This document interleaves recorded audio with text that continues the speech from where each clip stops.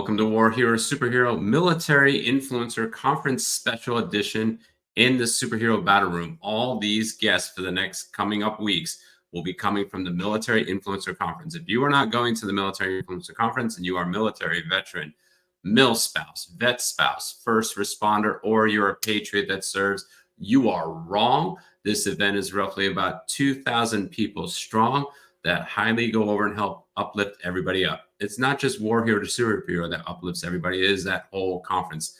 So get your butt out there to Atlanta. You still have a couple days from when this episode airs. And if you still ain't there on Monday, go Tuesday. If you didn't go Tuesday, go Wednesday. If you didn't go Wednesday, go Thursday. Or even jump on the app if you don't make it there. You just need to get out there. So all these people will be guests of the show. So Kevin is our pre-launch. We're going to talk about him in a second. So Kevin Miller will be in our Superhero Battle Room today. And he is a man who served his country. We don't tell you the branch. You need to guess based on his language. And now he empowers the youth of our nation. So we're going to bring him forward in his studio/workout center, which I'm kind of jealous of because my battle room's kind of boring. Hey, Kevin, thanks for joining.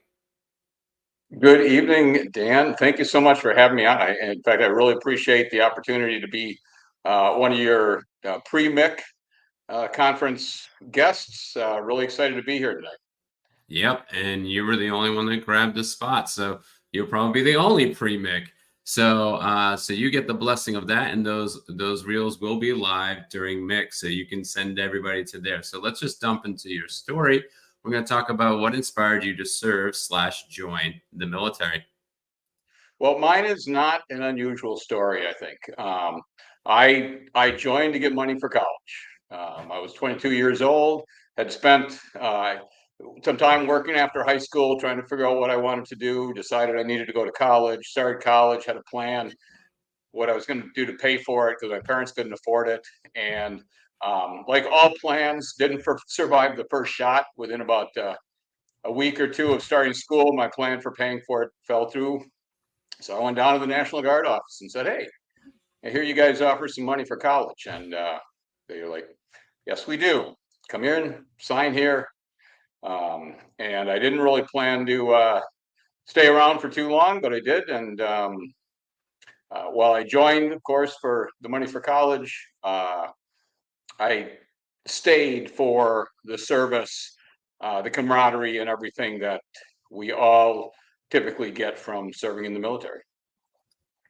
You know, that's the funny thing about college. They want money within like 21 days. You're not even done the course, and they always want money. And then they do this weird thing with the GI Bill. They're like, oh, we hold it and we don't charge to the end. But they have a problem with the GI Bill. They're like, where's my money? Where's my money? It's like Stewie on Family Guy. They're friendly version of it, but they want their money. So it's kind of funny. 1 to 2 weeks when you said that, I'm like, I know, it's 21 days. I've been to so many colleges. So that is real interesting. I didn't sign up for that. Everybody knows my story. It was because of a girl. It wasn't the greatest thing since sliced bread. Some of the MIC people are like, that's such a common story. I'm like, really? I've only met one other dude that's done it specifically for a girl. But then he got married to her. I didn't even get married to the girl. I don't even know where she's at. So, but yeah, you did it for a better reason than I. So when did you actually leave the service and how long were you in? So as I noted, I figured I'd do my time and get out. And in fact, because when I joined, I've been around for a while. So I joined when Reagan was in office, Cold War time, and the National Guard was an old boys network. The unit I was in, I was not really impressed with them. Seemed like everybody was related to everyone else. I was like, you know what? I'll do my time, get my benefits. Which, by the way, I totaled up what I got from the GI Bill by at that time was about $5,000. So that bought a lot more at the time. But I had some officers talk to me at one time. They said, "Oh, you're a college student. You should go to OCS. You should get your commission." So I thought about it, decided that's what I wanted to do. Decided by then I did want to serve. I wanted to make a difference in the military, so I'd get my commission. And I ended up serving for 37 and a half years. They kicked me out last year when I turned 60, so I've been out for just over a year. And I have no regrets. I enjoyed almost everything I did in the Army. Oh, I gave that away. Now people don't have to guess. But it was so rewarding, and I continue to serve in other ways now. Yeah, I remember you were just getting out last year. You're one of the few photos that I have. Even Bruce Thompson was saying, like, I don't have a photo with you. I said, I'm not photogenic. I had to learn how to smile. So if you see this everywhere I go, if I don't put my thumb up, I don't smile. So I have RBF face. I call it rested blessed face, not the other B. So it's a redeemed face. But yeah, it's like very interesting. Yeah, you were just getting out when we met last year. So how has that transition gone for roughly about a year now? So, in my case, it was really not a difficult transition, in part because after 37 and a half years and being 60, a lot of people are going through a transition at that point. And because I was at that point serving in the Army Reserve, so I did mostly National Guard and Army Reserve, about 4 years total active time during that time. The transition for me wasn't that difficult, although I would also say that one reason that the transition wasn't difficult and my time in service wasn't is I've learned some really valuable skills for resilience, for being flexible, for being able to transition, for being able to change my direction, deal with the old adapt and overcome uh, army belief, military belief. So for me, it was not that difficult. But I do know how challenging it can be for a lot of people. And so I felt really fortunate that I was in a position where I could retire from the military, and about this, same time start focusing on doing other things because I didn't need the income from, I'm old enough to collect retirement now. So that made a big difference in my life. Yeah, and before we get into the active part of that, we're going to go to a quick commercial break. You have served. No matter if it was in the military or civilian service, you deserve to live good. Live good in health. Live good in wealth. Live good in so much more. At Live Good, the global wholesale buyer club, we empower you to take your mission to the next level. Are you ready to live good? We all struggle in life. No matter the barriers, we do not need to stay there. Each day is an opportunity to step into better health. Each day is an opportunity to step into wealth. Each day is an opportunity to step into dreams. Live Good, the global wholesale buyers club, empowers all these steps and more.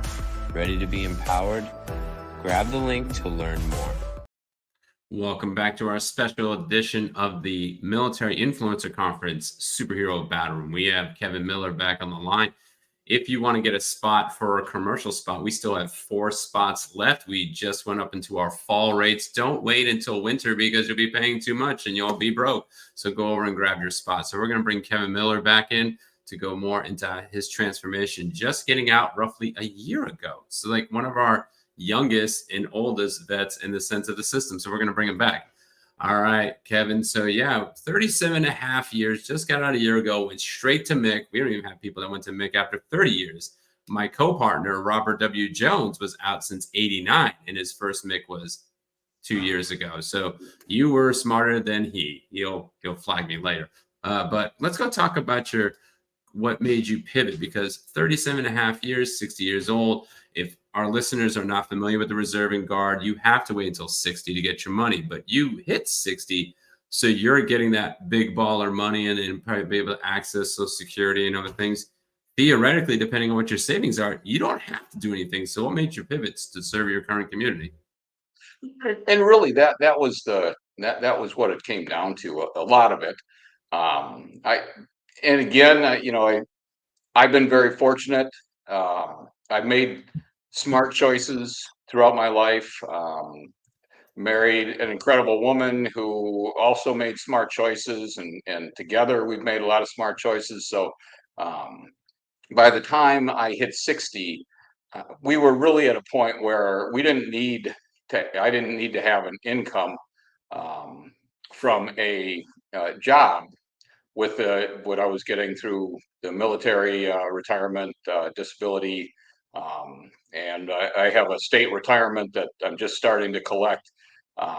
And my wife's still working full time, which she probably doesn't even have to do that, but she wants to make sure she we put enough away that we don't have any questions going into the future. But that has allowed me to start focusing on serving the communities that I'm part of. So that includes working with a couple of veteran-related nonprofit organizations. I work with I'm on the steering committee for an organization. It's a coalition of organizations that are trying to improve and expand civic education in K-12 schools. So I'm trying to get students before they graduate from high school to really understand what does it mean to be a citizen? What are the responsibilities? What are the privileges? And how do you live that aspect of your life? And then I've also been working on a book which is getting ready to come out. Well, hopefully in the near future. I'm still running it past some folks, still doing some editing. But that really is a book focused on how other people can live their best life. And it's a lot of the same tools, the same kind of skills that I learned through my military service as well as my civilian work. And so things that have really made a difference in my life that I hope to share with other people. And I think that's huge. And if you should not be waiting to publish your book. Come on, it doesn't take that too long. I mean, you're retired now, so you really don't. I mean, I have the full-time job, and we were able to get these. My wife's got about 2 or 3 books and some other things. So we are excited for your book to get out there, but don't go over and wait if you need the assistance. And if anybody's listening, go over and get back with us. So let's go jump into things that, again, you served 37.5 years working with several veteran nonprofits, jumping into Mick in the next couple of days after our tropical storm that's happening. It's live right now and everything else. So we pray for the people and that we can get down there safely. But during those times when tough times come, you know, we think of COVID, we think of the Cold War, we think of Persian Gulf. You can even think about, you know, the next major bill or like a medical situation. What is your secret fuel when that pressure and tough times come? So really, and it's interesting because that's really what the book I'm working on is all about. So it helps. I've got that front of mind because as I said, I'm in the process of doing a lot of editing right now, and so I'm kind of going over those things. And really, if you notice my LinkedIn profile, the tag there is no responsibility, KNOW. And one of the things that I realized, so I do have a book. I did publish one book already back in 2019 on education reinvention, education reform. And that was it took into account the same concept that we can only be responsible for things over which we have power. And so when we feel we have responsibility for something, but we don't have power over it, it creates anxiety and stress. And so to be able to let go of things that we don't truly have responsibility for, and then focus our energy, our effort on those things for which we're truly responsible is incredibly freeing.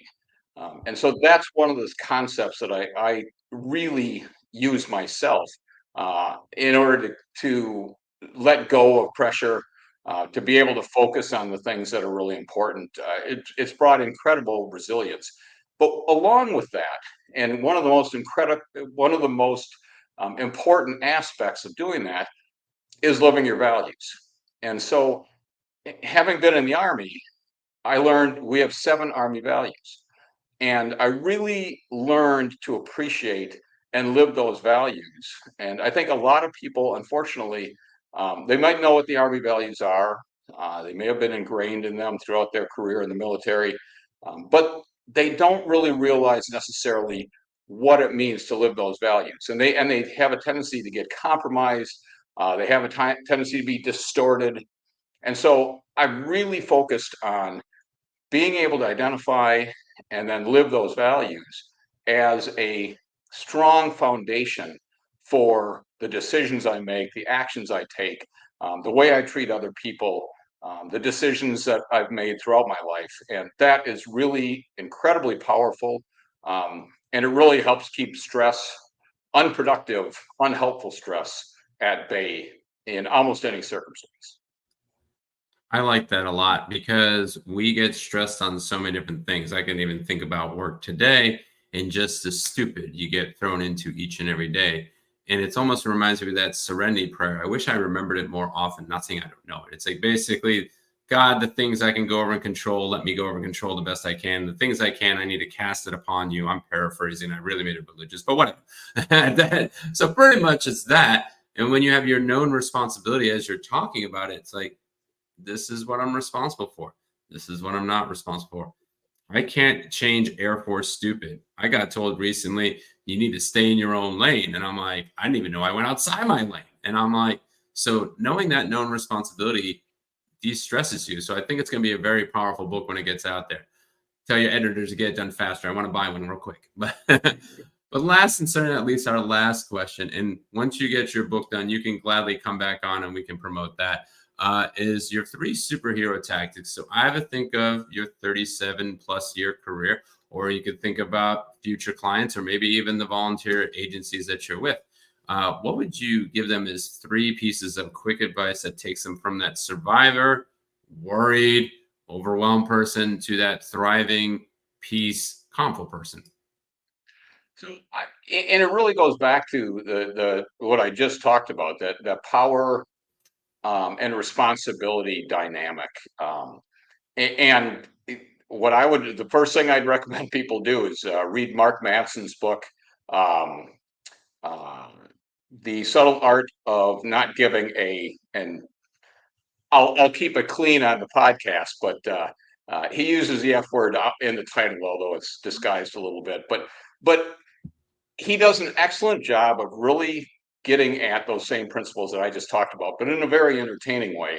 Um, that if you spend so much time worrying about things over which you don't have control, or that are just not really important, then you don't have the time to give yourself and put your energies towards the things that are important. Um, so in my mind, the tactics that I would use, and in fact, I talk about the skills that you need to develop um, in order to use these, are things like practicing metacognition, practicing recognizing your biases and accounting for them in the things that you do. So the first is to claim your own personal power. So recognize the places where you've given your power over to somebody else. A lot of times we feel powerless. And when we do that, we allow somebody else to take our power. So we join an organization. Maybe we join a political party. We join some club. We become fans of a sports team in order to expand our power to something else. But those aren't things that we really are important to us. So figure out what you have power over and reclaim your own power so that you can think for yourself. Then let go of the responsibility for things which you don't have power over, and then start to really live your values. And so to me, those are sort of the 3 critical underlying tactics for being resilient, for getting through the hard parts in life, and really even for leveraging the opportunities that pop up in our, like we're going to have it in Mick next week. There's going to be opportunities galore, but we have to be ready to grab hold of them. Yeah, and I think that's huge because I remember a couple years ago, I can't get into the specifics, but I used to be a director of digital TV. Can't say the name, blah, blah, blah. I gave my power away for 2 years. When you were just saying that, I realized I'm like, I wasted 2 years of my life to go hold on to that power. I was hoping this was going to uplift this brand so then I can do this because I was promised X. 2 years I invested day and night, managing stuff, managing clients, everything else and whatnot. And then I went to a veteran conference. Come on, Project Die Hard. They do like this summer thing about raising money. It's a Christian organization that helps with veterans suicide and homelessness outside of Illinois. We've had them on our show. And we went out there and we had 2 veteran marriages get saved during that time. And that's when we decided, like, we're wasting our time. We're wasting our energy. We had to take our power back. So I sold my equity, 5 years, NDA and CNC. Obviously, I'm going to talk about the basics. There's nothing bad with the company per se. It was just one of those things. It was like, I'm giving away my power and hopeful that they give me power to then go gain what I was gaining. And all I had to do is just love on people from Mick. And then I'm able to do what I want to do. That's it. So I think that's huge that we need to realize that. I think that was probably the biggest nail on the head to go over and realize. So again, when your book is published, I will buy a copy. It's just that one alone. If I could have had that 3 years ago, I'm like, how much money, time, and energy did I waste? So thank you, Kevin, for joining on. We're going to give you the floor one last time if you want to uplift anything, talk more about your book, have a call to action. Obviously, everybody's got your LinkedIn. And then once you're done, we're going to close it out for credit. So thank you for joining. Oh, you're welcome, Dan. Well, and first, I'll repeat your plug for going to MIC, the Military Influencers Conference. Last year was my first time. I think the year before was the first time I heard about it, and I knew some people that were going. And what is this? That sounds really interesting. And I didn't have the time, and didn't have the flexibility to go. And so when I went last year, I wasn't really sure what to expect, and it was phenomenal. Made great contacts. I learned so much. It was like, yep, this is on my calendar from here on out. And at some point, I certainly hope I'll be there presenting and sharing to help other people who are moving forward in their lives, who are transitioning from the military. But what I would say, and we're in the heat right now of an incredibly divisive political season. And so many of us, again, have given over our personal power to someone else because we don't feel like we have power ourselves. We don't have that much ability to make a difference in the political landscape, especially in Washington. And I would say, that may be true, but at the very least, don't be part of the problem. Don't don't be one of the people that's out there furthering negative comments about people, attacking people, adding to the division. I'm part of one of the groups that I'm a part of is called Braver Angels. Phenomenal group that is trying to bring Republicans and Democrats together to have real meaningful conversations, to recognize that we have way more in common than we have differences. And if we can really recognize that, we can start to change the dynamic of the atmosphere in which we're living so much today. So to me, that's the biggest message I'd share right now, and know that you have a lot more power than you think, if you take the time to really harness it and learn a few skills that will allow you to apply that to really any area of your life. So again, thanks so much for having me on, Dan. I'm looking forward to seeing you again next week in Atlanta, and hopefully we won't be underwater when we get there.